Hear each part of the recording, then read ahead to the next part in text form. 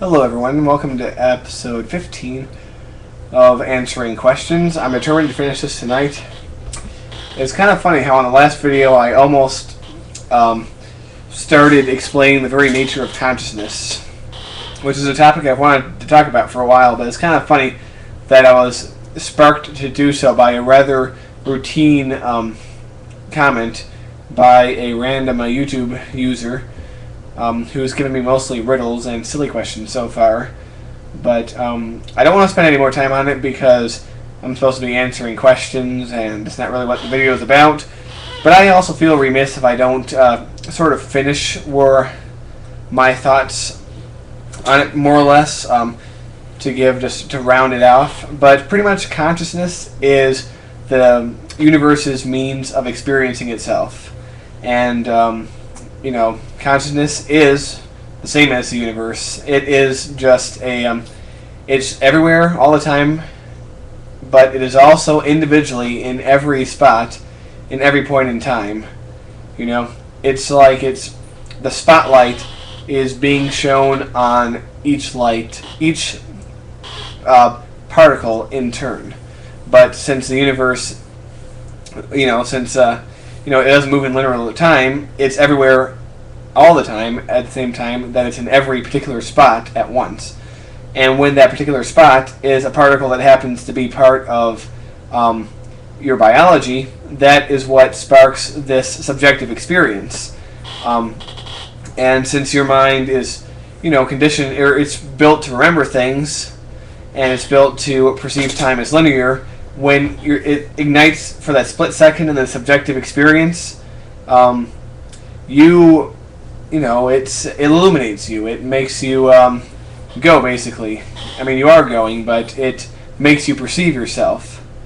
Because, literally, after and before and during every moment that you perceive from yourself, consciousness is everywhere, perceiving everything. So, pretty much, it's a weird thought. It's very hard to describe, but I've done an okay job at it. Maybe I'll talk about this more in a Sudden Plan episode in the future, but let's get back to some questions rather than this bullshit, because what do I really know after all? Okay. Where was I? Okay. Why was Homo sapiens brought to our planet?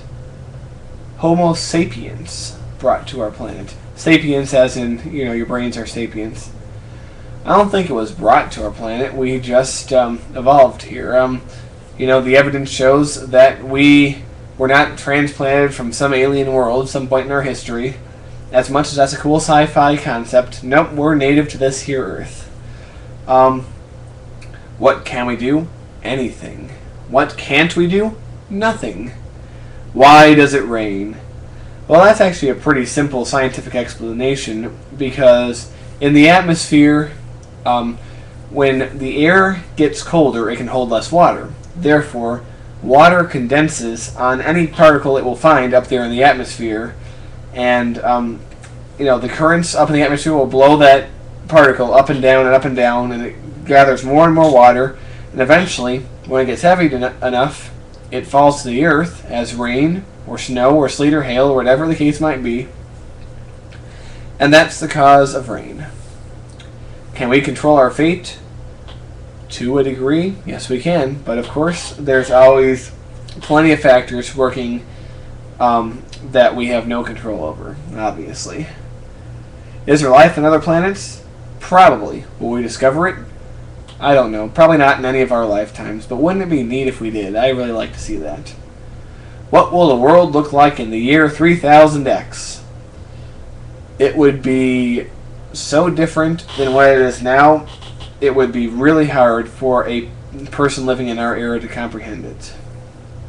Okay. Orioland Gold Pyramid asks, do you agree that 21st century people don't read as much as 20th century people? Why is it like that? Are you like that? Can we fix this problem? Well, I don't know. I think that people might be reading less, but then again, there are things that we have now that we never had. For example, we have things like iPads and what's that little tablet called, where you can literally hold hundreds of books on something you can carry around with you. Before, if you wanted 100 books, you had to have a big-ass shelf that you obviously can't carry around in your pocket. Kindle, that's what I was thinking of. But now you have a Kindle, so you can have 100 books with you at all times. And we're constantly, getting information from the internet.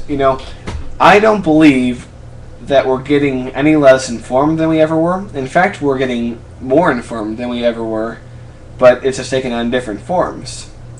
So I don't necessarily think the lack of reading is a problem. We've just shifted, and we don't understand exactly what we shifted to yet. But it's something we will have to figure out as we go along, because we're really treading in new ground with this whole internet thing. I mean, it's only been out for like 20 years or so, and what they call Web 2.0, this era of YouTube and Facebook, has only been around for 7 years. Think about that, 7 years. I turned 18 7 years ago. So this is something that's very recent, something that's very ill understood. We don't understand it even as we are making it, and it's very exciting to see where it will take us. I mean, when I was 6 years old, did I ever think I'd be talking on camera to hundreds of people? No, but I'm doing it. And who knows what we'll be doing in 10 years and 20 years. It's something we'll just have to live to find out. Most of us, hopefully. I suspect that most of us are young enough that we can reasonably expect to live 20 years if we take good care of ourselves. Alright.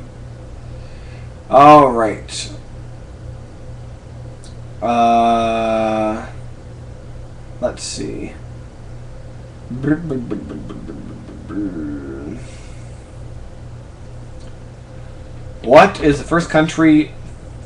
What country first flew to space? What is Sputnik?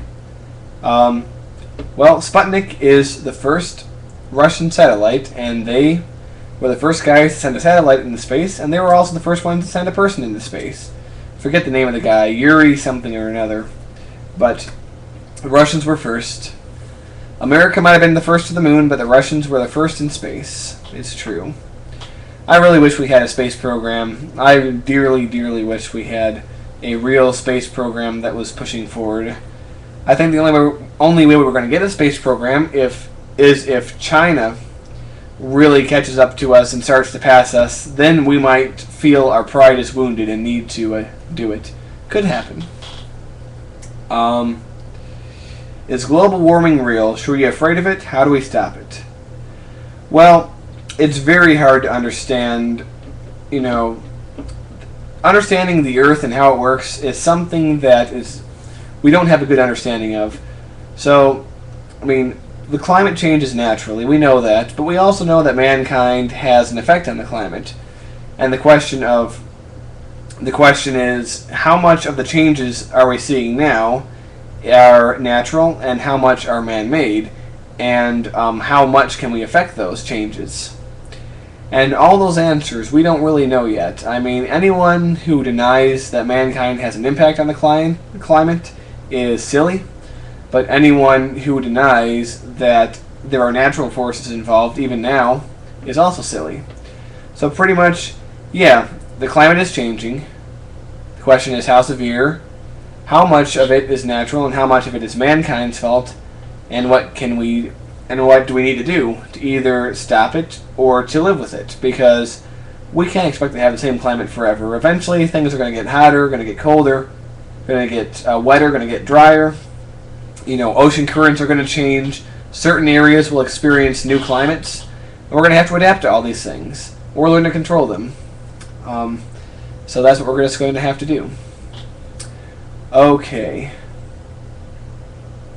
Have you ever been to Disneyland? What was it like? Yes, I have been to Disneyland. I was there February of 2004. It was real fun. I definitely enjoyed it. It is just a fun place to go.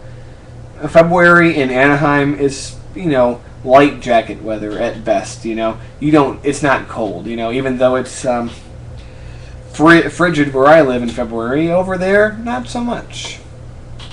So Disneyland is fun. I would highly recommend going there.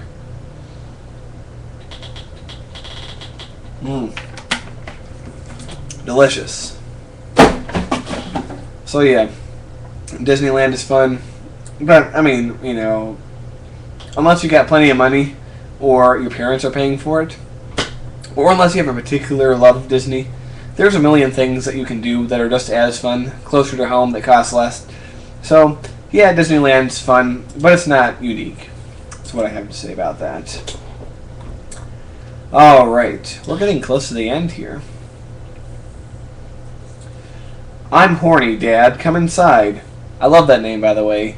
Asks, and oh, what political party do you vote for?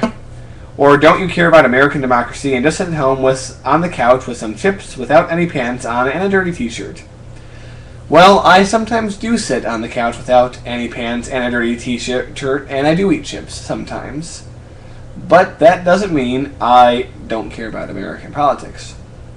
Like I said before, I mostly vote for the Democrats, but it's not because I love them.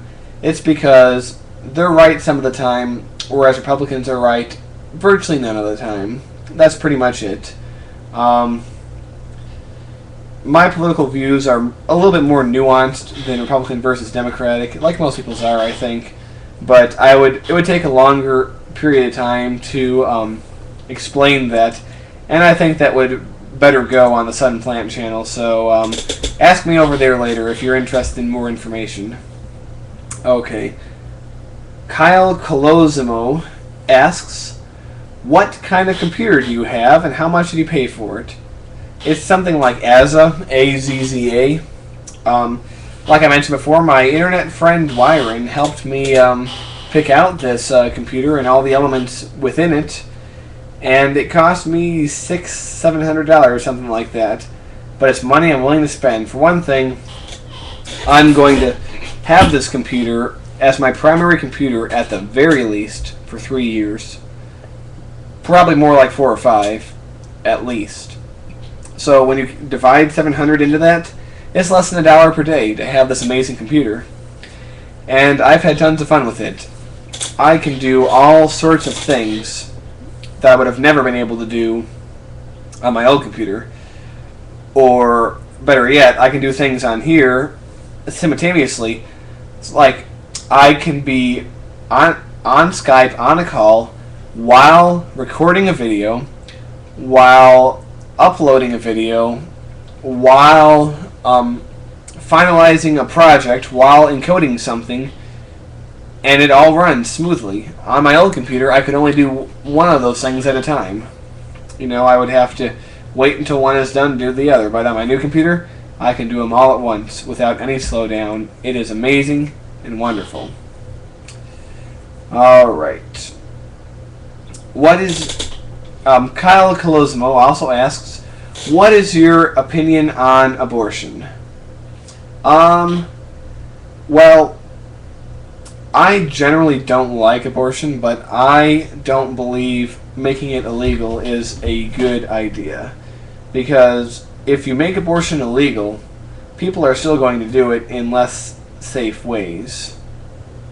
So, what I say is people should really work on trying to prevent unwanted pregnancies, use birth control, things like that. But if you do find yourself pregnant, I would hope that you would at least carry the baby to term and then give it up for adoption. Because there are plenty of people who want children.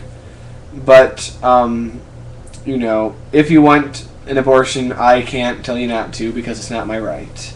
So I don't think abortion should be illegal.